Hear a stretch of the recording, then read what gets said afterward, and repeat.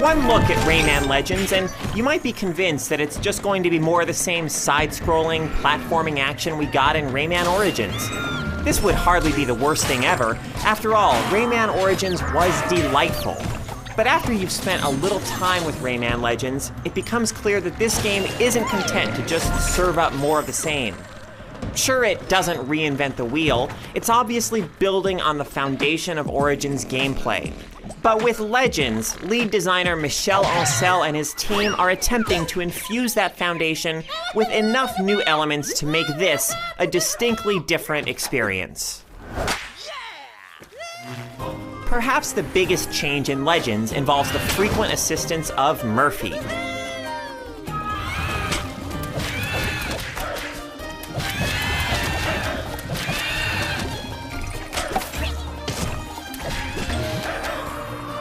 You'll need Murfy to help you out by pushing buttons,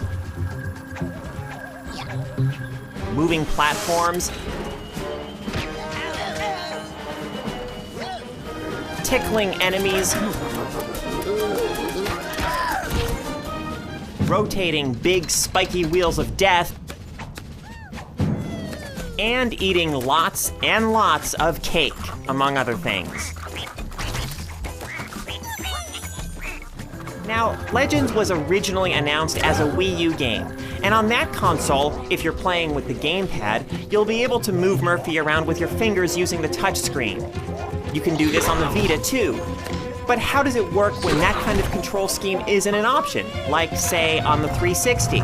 Well, when it comes to things like pushing buttons and moving platforms, Murphy's smart about getting himself into position, and you just need to push a button to tell him to do his thing. That may sound simple, but when you're also having to worry about stuff like leaping over chasms and avoiding deadly hazards, it's surprisingly easy to get your wires crossed and end up making Murfy move that platform you so desperately need out from under your feet. Cooperative play adds a wrinkle to this. Since all players can make Murfy act, if you're not coordinating with your companions about who's doing what, you might well end up sending your entire group to its demise. But frequent checkpoints and a near-instant return to the action make these mishaps amusing rather than irritating. When it comes to something like eating cake, Murfy moves in patterns, and it's up to you to time your button presses so that he carves a useful path for you, rather than costing you a chance to collect some precious looms or, worse, eating the cake right out from under you. Legends also introduces invasion levels, time trial-like stages in which the enemies of one world invade another, and you need to charge through them as efficiently as possible to save those poor little teensies.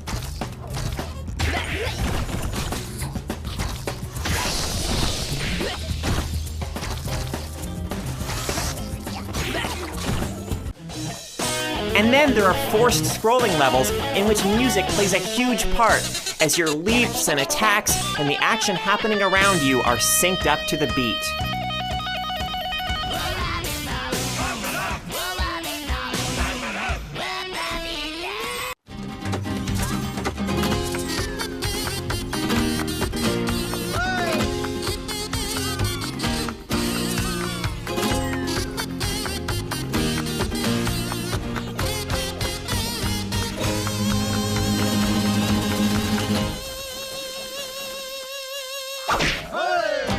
Still, yes, in most ways, Rayman Legends is pretty much a traditional platformer. It's got your obligatory swimming levels, your bosses whose weak points you need to hit 3 times,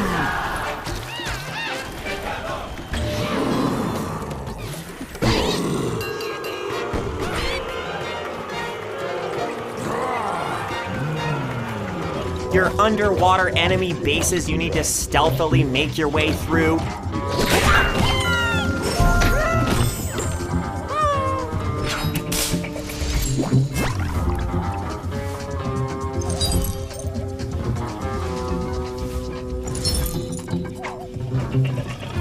And, of course, your "oh no, I've been transformed into a duck" sections.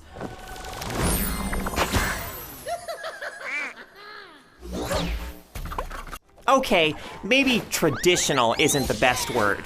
It's also got tons of playable characters and a competitive multiplayer game called Kung Foot.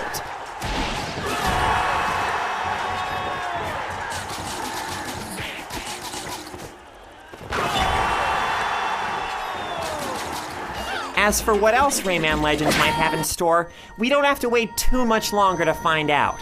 After some lengthy delays, the game is finally due in early September.